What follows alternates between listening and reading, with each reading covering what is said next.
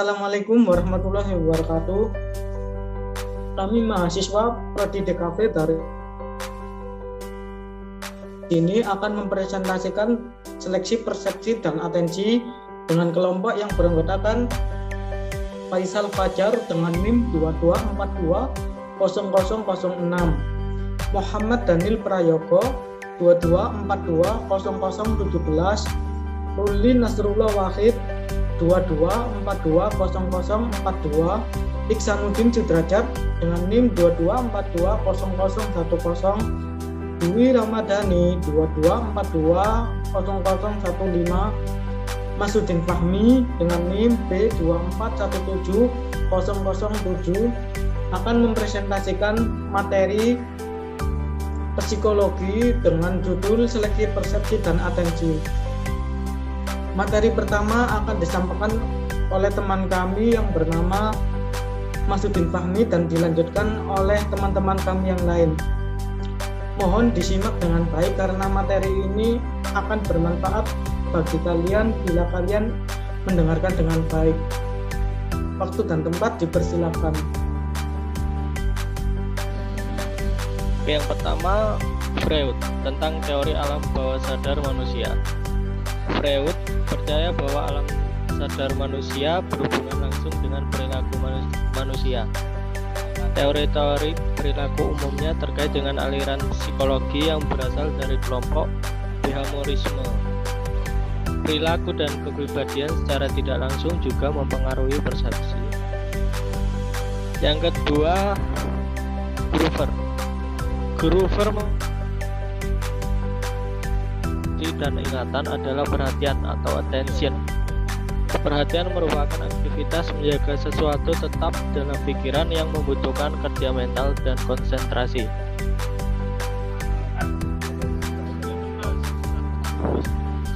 Yang ketiga, Alport.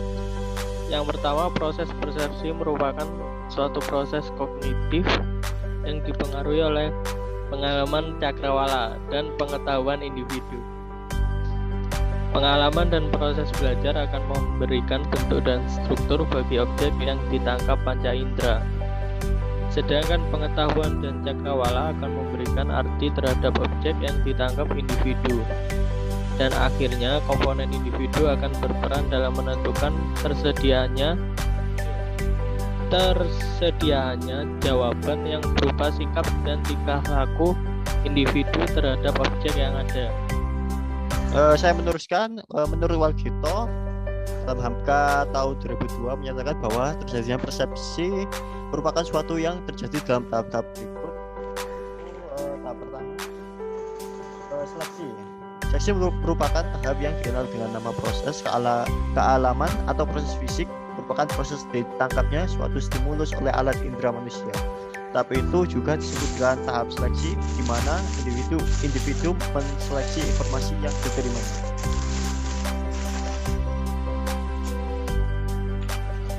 Tahap kedua, yaitu organisasi, merupakan tahap yang dikenal dengan proses fisiologis. Merupakan proses diteruskannya stimulus yang diterima oleh reseptor atau alat indera melalui saraf sensoris. Tahap ini juga disebut dengan tahap organisasi di mana individu mengorganisir informasi yang diterimanya. Lanjut ke tahap ketiga, interpretasi. Merupakan proses timbulnya kesadaran individu tentang stimulus yang diterima reseptor. Tapi ini juga disebut dengan tahap interpretasi atau interpretation atau pemahaman comprehension. Lanjut ke tahap keempat, tahap terakhir yaitu retensi. Merupakan pengumpulan hasil yang diperoleh dari proses persepsi, yaitu berupa tanggapan dan perilaku. Juga tahap keempat ini disebut dengan tahap retensi atau penyimpanan dan memori. Oke, saya akan meneruskan dari Mas Ruli. Tahapan pertama, seleksi persepsi.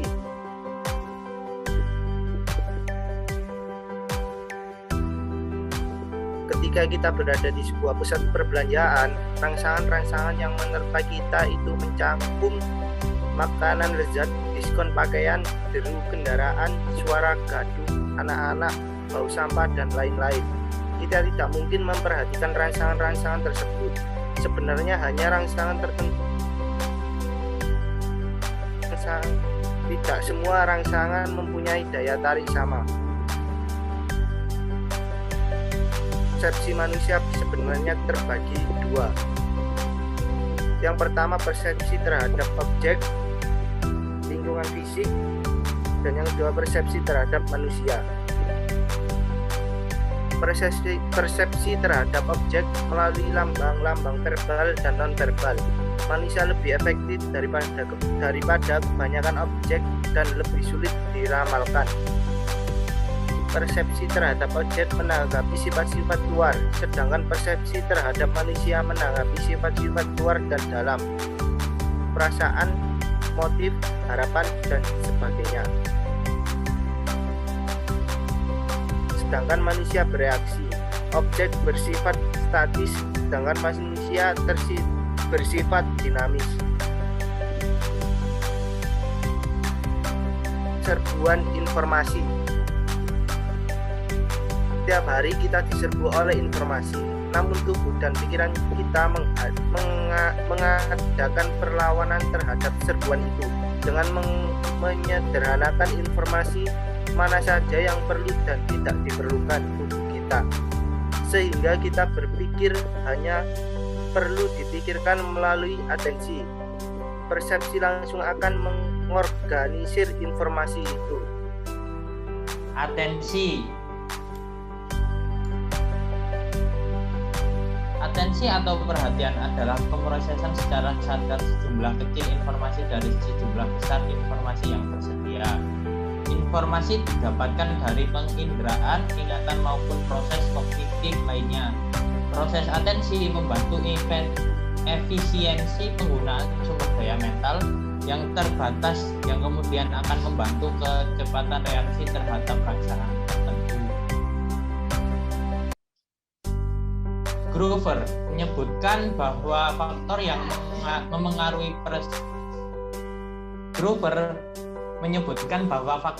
memengaruhi persepsi dan ingatan adalah perhatian atau attention. Perhatian merupakan aktivitas menjaga sesuatu tetap dalam pikiran yang membutuhkan kerja mental dan konsentrasi. Jenis-jenis atensi. Perhatian selective attention. Perhatian selektif terdapat pada situasi di mana seseorang memantau beberapa sumber informasi sekaligus. Penerima informasi harus memilih salah satu sumber informasi yang paling penting dan mengabaikan yang lainnya. Faktor-faktor yang mempengaruhi perhatian selektif adalah harapan, stimulus, dan nilai-nilai. Perhatian terfokus. Perhatian terfokus mengacu pada situasi di mana seseorang diberikan beberapa input, namun harus fokus pada satu input saja selama selang waktu tertentu. Penerima informasi berfokus pada suatu sumber atau input dan tidak terdistraksi oleh gangguan-gangguan lain. Faktor yang berpengaruh terhadap perhatian terfokus adalah jarak dan arah, serta gangguan dari lingkungan sekitar. Penerima informasi akan lebih mudah menerima informasi dari sumber yang berbeda langsung di depannya.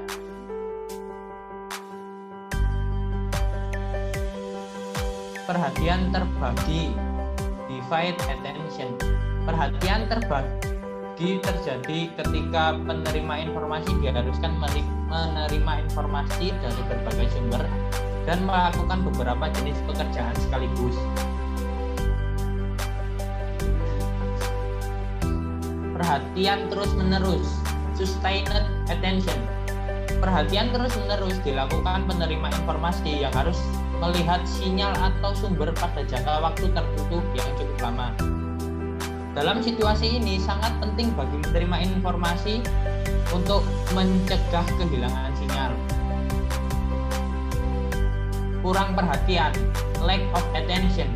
Kurang perhatian merupakan situasi di mana penerima informasi tidak berkonsentrasi terhadap pekerjaannya. Situasi ini disebabkan oleh kebosanan, kejenuhan, dan kelelahan. Ciri-ciri pekerjaan yang dapat menimbulkan situasi kurang perhatian adalah pekerjaan yang siklus pendek, sedikit membutuhkan pergerakan tubuh, lingkungan yang hangat, kurangnya interaksi dengan pekerjaan lain, motivasi rendah, dan tempat kerja memiliki pencahayaan yang buruk. Proses atensi. Atensi dapat berbentuk proses sadar maupun tidak sadar. Proses otomatis tidak melibatkan kesadaran, misalkan mengarahkan pandangan pada rangsangan yang menarik secara kognisi. Memperhatikan secara otomatis dilakukan tanpa bermaksud untuk memperhatikan sesuatu hal. Perhatian terhadap sesuatu hal atau tindakan dapat dibentuk sehingga menjadi otomatis melalui latihan dan frekuensi melakukan tindakan tersebut.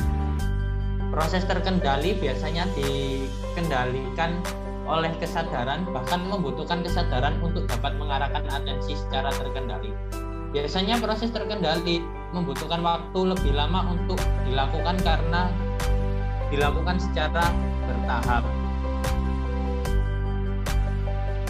Teori atensi bottleneck atau teori atensi leher botol. Teori pertama, atensi menekankan bahwa orang yang dibatasi waktu dalam memproses jumlah informasi. Konsep ini seperti teori bottleneck akibat terbatasnya kuantitas jumlah informasi yang dapat diperhatikan. Ketika satu pesan diterima, maka pesan lain akan menghilang. Teori bottleneck ini menganggap lemahnya fleksibilitas atensi manusia. Automatic vs Control Processing. Walter Schneider dan Richard Severin telah mengemukakan dua level memproses atensi yang relevan, yaitu automatic processing dan control processing. Automatic processing dapat digunakan pada tugas mudah termasuk butir berat yang sudah biasa dilakukan. Sedangkan control processing harus digunakan pada tugas sulit atau butir tugas yang tak biasa dilakukan. Automatic processing bersifat paralel. Seseorang dapat mengerjakan dua atau lebih butir pada satu waktu, sedangkan control processing bersifat seri. Hanya satu butir dapat dikerjakan pada satu waktu. Misalnya, seseorang harus menyebutkan untuk menemukan gambar pada 4 target B, P, Q, dan Y. Kemudian, semua ukuran set target dan butir nomor pada gambar bermacam-macam. Bagian yang sulit adalah varied mapping condition. Butir set target dan butir yang tidak relevan semuanya berasal dari satu kategori. Misalnya, seseorang harus mencari kata-kata dengan butir yang tidak relevan dengan kata-kata itu. Faktor-faktor yang mempengaruhi keakuratan berbeda untuk dua mapping condition. Yang lebih mudah adalah consistent mapping condition. Waktu pembukaan mempengaruhi keakuratan. Orang akan lebih akurat ketika mereka melihat frame lama. Orang juga akan seakurat jika ada 4 huruf atau nomor yang pada masing-masing frame sama ketika hanya ada 1 huruf atau nomor. Fitur Integration Theory. Annette Reisman mengemukakan fitur Integration Theory. Seseorang kadang-kadang dapat memproses gambar secara otomatis. Dengan memproses semua bagian gambar pada waktu yang sama, gambar lain membutuhkan fokus attention dengan masing-masing butir dalam memproses gambar satu waktu.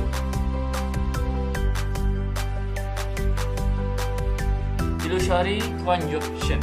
Illusory conjunction adalah ketidaktepatan kombinasi gambar. mengkombinasikan satu bentuk objek dengan warna objek yang berdekatan. Misalnya, seseorang yang melihat X berwarna merah dan O berwarna hijau akan menyebutkan telah melihat O merah.